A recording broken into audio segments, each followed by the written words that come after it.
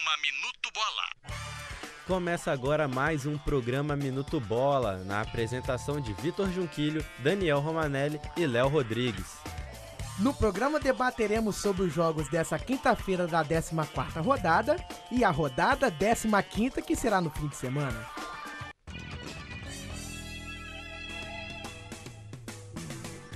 Bom, então vamos começar falando dos resultados da quinta-feira, dos jogos da 14ª rodada. No Morumbi, o São Paulo bateu o Bahia com direito a gol de Rogério Ceni por 3-0. E no Engenhão, o Fluminense conseguiu uma boa vitória sobre o Internacional por 2-0. E o Atlético Paranaense, na casa do Atlético Goianiense, venceu por 3-0. Ou seja, aí os resultados dessa quinta, e o jogo que escolhemos a fazer é o da vitória do Fluminense de 2-0 sobre o Internacional. O Flu, mesmo tendo 2 pênaltis não marcados, chegou à vitória e fez a estreia do novo uniforme grená. Mas tem algumas novidades mais sérias que fizeram com que o jogo fosse a pauta. Não é isso, Daniel? É verdade, Léo. O Fluminense aí que já tem um problemão para resolver quanto ao Deco, que devido agora a mais uma contusão, pediu aí 5 dias de afastamento, aonde pode até encerrar a carreira. A nova agora é com o Fred aí, que aconteceu uma coisa com ele, não foi, Vitor? Pois é, ele alegou ter estado sem condições psicológicas para jogar essa partida contra o Inter. E foi aceito o pedido, tal, tranquilo, para não jogar e nem ficar mesmo no banco de reservas. O que, já voltando um pouco para a partida, fez com que Rafael Moura fosse titular, fizesse o segundo gol do Fluminense de pênalti, e fechando assim a vitória tricolor, sendo que o primeiro, lembrando aí que o primeiro gol foi do Souza. E entrando mais aí um pouquinho nesse assunto Fred, Vitor, agora eu vou falar pra você, Léo, o que fez aí com que a poucas horas da partida o camisa 9 pedisse pra não jogar, hein? Vamos lá, Daniel. O Fred, na terça-noite, estava acompanhado do Rafael Moura em um restaurante na zona sul do Rio. Por volta de meia-noite, um amigo do Fred lhe ligou, dizendo para que eles saíssem imediatamente, pois estava indo um grupo de torcedores atrás dele, do Fred. E quando saíram do restaurante para a casa do Rafael Moura, eles alegam terem sido perseguidos por um Fiesta preto, e estava cada um com seu carro, E depois do episódio, o Fred foi até uma delegacia registrar um boletim de ocorrência. Isso foram relatos do Rafael Moura, ele deu uma entrevista assim que acabou o jogo, e falta agora ouvirmos a versão do Fred. Pois é, enquanto isso, imaginamos aí ter sido algo mais sério, Léo? Porque talvez algum tipo de ameaça, não sei. Mas para ele, em cima da hora, pedir para não jogar, alguma coisa mais grave provavelmente aconteceu. Concordo plenamente, Vitor. O Fred não é jogador de deixar o clube na mão, ainda mais como sendo capitão do time. Mas também ninguém é bobo, Ele pode ter pensado no fato aí de ainda não ter completado essas 7 partidas pelo Fluminense, que ele atuou apenas em 6 aí no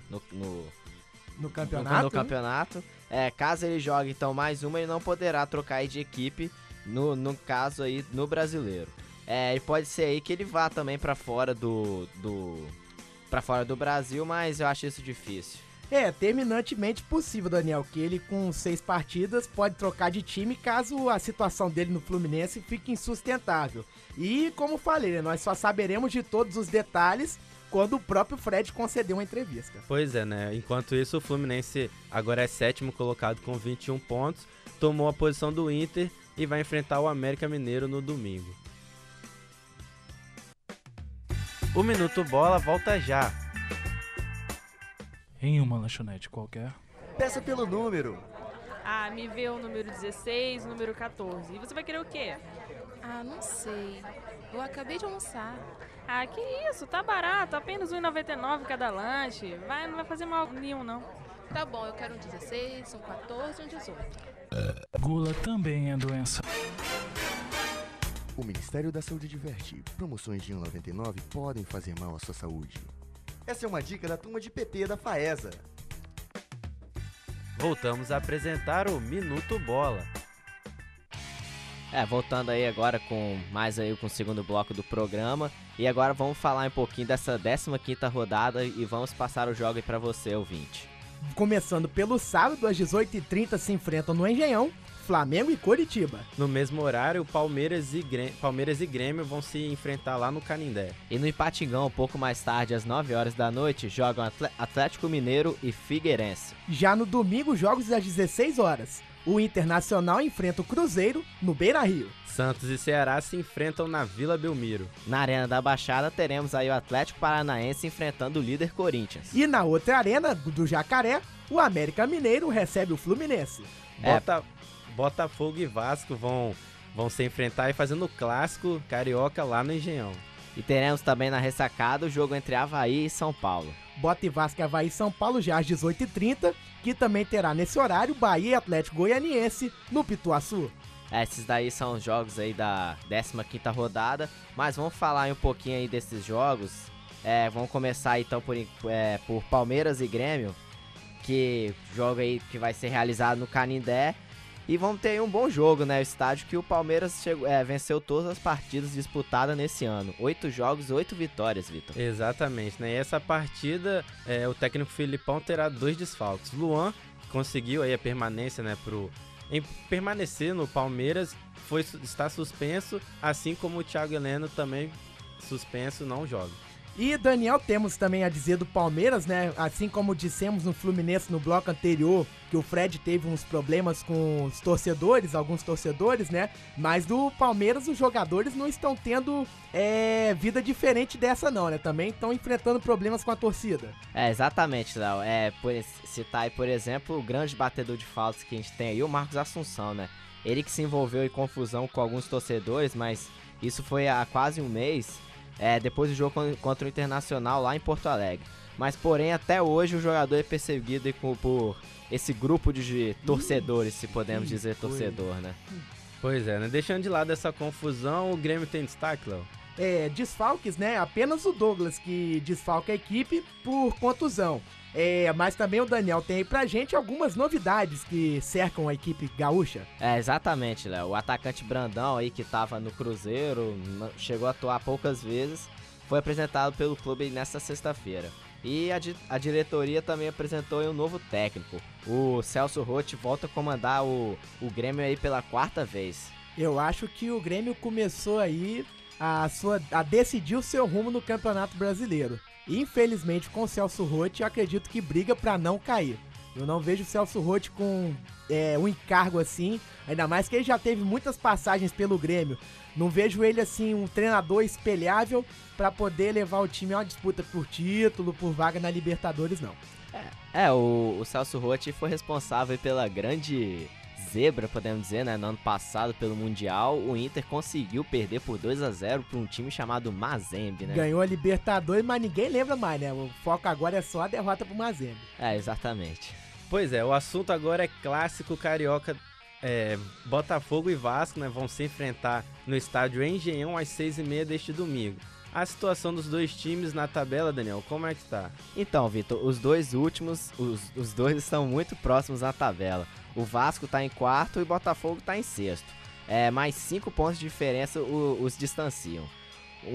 Um vem de derrota e o outro vem de uma boa vitória, né, Léo? E esses 5 pontos foi devido à última rodada, em que o Vasco derrotou o Santos jogando em casa, em São Januário, e enquanto o Botafogo foi derrotado pelo Figueirense fora de casa. A equipe de General Severiano não vem tendo boa sequência de jogos nesse campeonato, com vitórias, né? Até teve uma partida em que ganhou do Cruzeiro em Minas, mas não manteve o nível, mas não está numa colocação tão desconfortável, né? Até bom.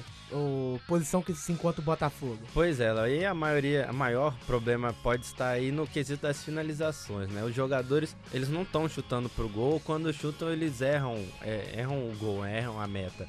E se você perceber também, após a chegada do Caio Júnior, o Botafogo ele parou com aqueles esqueminhas de chuveirinho na área, sabe? Bola lançada da zaga direto pro zagueiro, começou a tocar mais a bola. E acredito que muito disso foi devido ao Botafogo ter esse ano um meio de campo muito mais forte, né? Ali o Elkerson e o Michael Suel, que são dois jogadores que têm maior qualidade de preparar jogadas pro Herrera e pro Louco Abreu, né?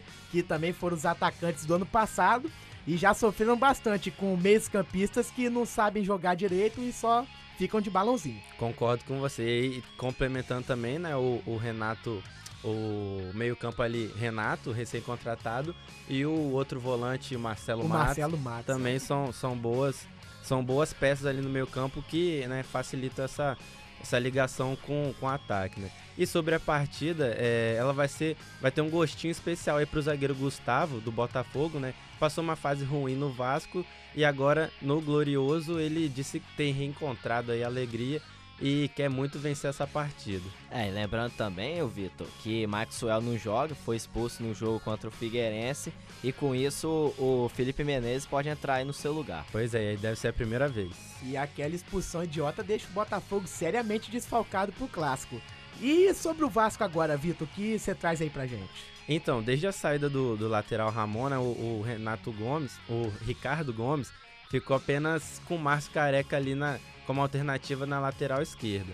E o Gilmar quebrou um galho nesses últimos jogos, tal, improvisado, e desempenhou muito bem essa função, né? Vem dando conta do recado, mesmo não sendo a sua função de origem, já que ele é volante, né? Mas é capaz de voltar aí, jogar no meio campo nesse clássico, já que o Márcio Careca vai voltar de suspensão, vai para lateral, e o Eduardo Costa, ele sentiu algumas dores na coxa e não deve jogar, então o Gilmar provavelmente entra no lugar dele. Ele passa a ser visto como um coringa, né, pelo técnico Ricardo Gomes, pela sua versatilidade, que o Ricardo ele pode colocar o Gilmar em várias posições, que ele desempenha todas muito bem e deixa o Vasco bem nivelado, né?